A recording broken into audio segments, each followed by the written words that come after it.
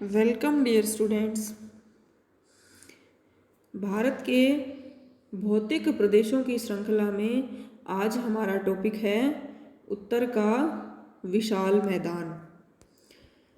अब उत्तर का विशाल मैदान कैसे बना है, क्या क्या इसकी विशेषताएं हैं, क्या इसकी सीमाएं हैं, कौन कौन सी भूस्थलाकृतियाँ इसके अंदर आती हैं, वो सब आज हम पढ़ेंगे कि उत्तर का विशाल मैदान क्या है। ये हिमालय पर्वत के दक्षिण में सिंधु, गंगा और ब्रह्मपुत्र नदियों की निक्षेप क्रिया द्वारा निर्मित विशाल मैदान है। ये हिमालय पर्वत, ये अपना हिमालय के दक्षिण में, ये वाला हिमालय के दक्षिण में तीन नदियाँ मुख्यतः हैं। सिंधु जो पाकिस्तान में जाती है, गंगा और ये इधर से ब्रह्मपुत्र। इन तीनों नदियों द्वारा निर्मित जो विशाल मैदान है, इनके साथ में इस निक्षेपण प्रक्रिया में इन तीनों नदियों की छोटी बड़ी सहायक नदियों ने भी भूमिका निभाई है। इसका अन्य नाम सिंधु, गंगा, ब्रह्मपुत्र का मैदान भी है।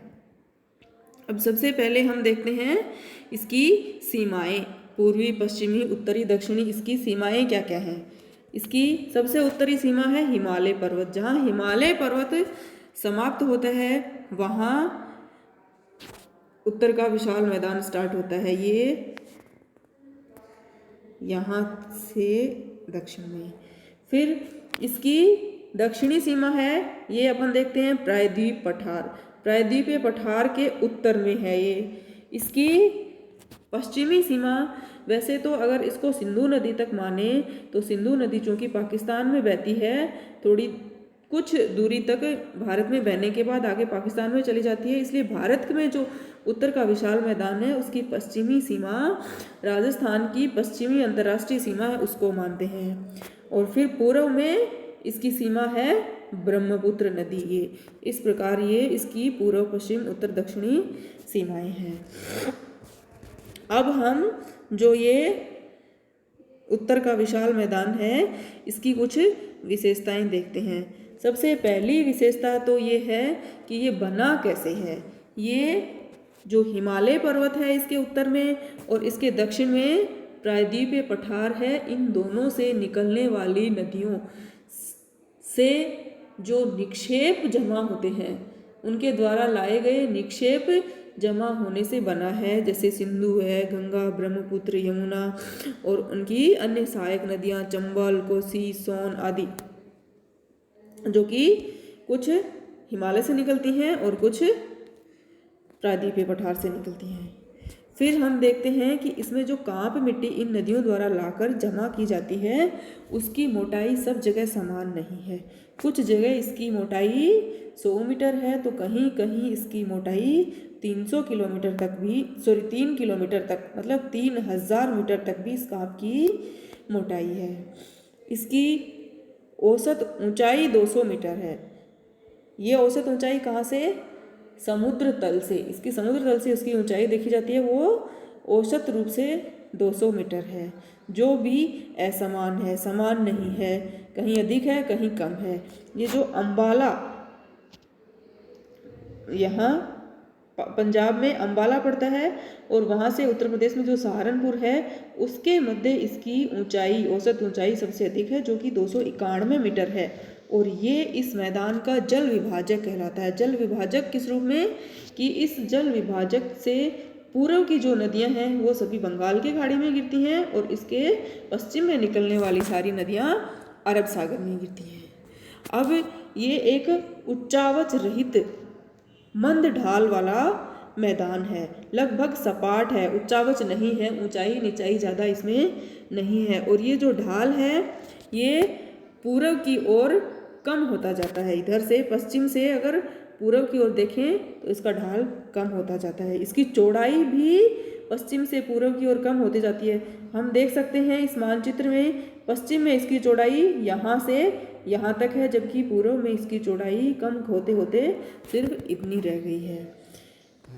इसका कुल क्षेत्रफल हम देखें तो उसका कुल क्षेत्रफल है 7.5 लाख वर्ग किलोमीटर। इसकी लंबाई हम देखें, इसकी लंबाई अगर सिंधु नदी, ब्रह्मपुत्र नदी से सिंधु नदी तक जो कि पाकिस्तान में बहती है, पूरी देखें तो इसकी लंबाई है 3200 किलोमीटर। लेकिन चूँकि सिंधु नदी पाकिस्तान में बहती है और इसलिए भारत में जो उत्तर का विशाल मैदान स्थित है उसकी लंबाई 2400 किलोमीटर, जो कि राजस्थान की पश्चिमी सीमा तक है। अब जो ये उत्तर का विशाल मैदान है ये सपाट नहीं है, पूरी तरह सपाट नहीं है, लगभग सपाट है। इसमें भी कुछ उच्चावच, कुछ स्थलाकृतियाँ पाई जाती हैं। तो वो स्थलाकृतियाँ कौन कौन सी हैं और कहाँ स्थित हैं, उनकी क्या विशेषताएं हैं, वो हम अब आगे देखेंगे। पहले देखते हैं ये हिमालय पर्वत, ये जो मानचित्र बना हुआ है, रेखा चित्र, इसमें हिमालय उत्तर से लेके नीचे दक्षिण की ओर ये रेखा चित्र बनाया गया है। सबसे उत्तर में हिमालय, हिमालय के गिरिपद में स्थित जो बड़े पत्थर हैं, बड़े बोल्डर वगैरह हैं, उनसे जो निर्मित मैदान का भाग है वो भाबर कहलाता है। फिर उनसे दक्षिण, उसके दक्षिण में तराई है, तराई के दक्षिण में बांगर और बांगर के दक्षिण में खादर और खादर के भी नीचे जाते हैं, उत्तर की दक्षिण की तरफ जाते हैं तो नदी घाटी आ जाती है। अब सबसे पहले हम देखते हैं भाबर। भाबर क्या होते हैं? हिमालय के 3 पर्वत श्रृंखलाएं हैं, इनमें जो सबसे दक्षिणी है वो शिवालिक है। तो शिवालिक के गिरिपद में, शिवालिक के गिरिपद प्रदेश में सिंधु ने तीस्ता तक, सिंधु नदी से लेकर तीस्ता नदी तक 8 से 16 किलोमीटर चौड़ाई वाली एक संकरी पट्टी है जो भाबर कहलाती है। ये भाबर है, इसमें बड़े और भारी कंकड़ पत्थर और बजरी शामिल है, इनसे ये मिलके बना हुआ है। क्योंकि ये जो यहाँ पर जो पत्थर वगैरह हैं जिनसे निर्मित हुआ है उनका आकार बड़ा है, इसलिए ये चट्टानें पारगम्य हो जाती हैं। यहाँ हिमालय से आने वाली नदियाँ यहाँ लगभग अदृश्य हो जाती है और बड़े पत्थरों के कारण ये कृषि के अनुकूल नहीं है जो भाबर प्रदेश है वो। फिर भाबर के दक्षिण में है तराई। ये जब भाबर में नदियाँ जो अदृश्य हो जाती हैं, लुप्त हो जाती हैं, वे तराई में पुनः भूतल पर दृश्यमान हो जाती हैं। ये एक 15 से लेकर 30 किलोमीटर तक चौड़ा भाग है जो कि दलदली है। जो कि यहाँ पर नदियाँ वापस दृश्यमान हो जाती हैं तो ये दलदली क्षेत्र है। इसकी रचना थोड़े छोटे कंकड़, भाबर से छोटे कंकड़, छोटे पत्थर, रेत और कांप से हुई है। इस कारण ये एक उपजाऊ भाग बन जाता है। उपजाऊ होने के कारण दलदली भूमि और नमी के कारण यहाँ पर घने वन और वन्य प्राणी पाए जाते हैं। और उपजाऊ होने के कारण इसको कृषि योग्य, इन जो ये वन पाए जाते हैं इन वनों को काट करके इसको कृषि योग्य बनाया गया है और बनाया जा रहा है। अब तराई के दक्षिण में कौन सा क्षेत्र आता है? बांगर। बांगर क्या होता है कि जहाँ पर कभी बाढ़ का जल पहुँचता था, लेकिन वर्तमान समय में इसकी ऊंचाई इतनी हो गई है, नदी का तल इससे इतना नीचा हो गया है कि बाढ़ का जल यहाँ तक नहीं पहुँचता और इसकी ऊंचाई कहीं कहीं 2.5 मीटर तक है। ये सतलज और गंगा के ऊपरी मैदान में विशेष रूप से दृष्टिगोचर होता है। फिर बांगर के दक्षिण में बांगर के दक्षिण में है खादर। यहाँ प्रतिवर्ष हर वर्ष नदी की बाढ़ का जल पहुँचता है। नवीन जलोढ़ की परत के कारण ये अत्यधिक उपजाऊ हो जाता है और उपजाऊ होने के कारण ये कृषि के अनुकूल है और ये भूमिगत जल का उत्तम संग्राहक है। यहाँ पर भूमिगत जल का उपयोग कुओं के रूप में किया जाता है। फिर ये जो खादर और बांगर है, इनके बीच में, इन्हीं क्षेत्रों में कुछ अन्य छोटे स्थलाकृतीय क्षेत्र पाए जाते हैं, उनका वर्णन भी हम करेंगे। जैसे है रेह प्रदेश।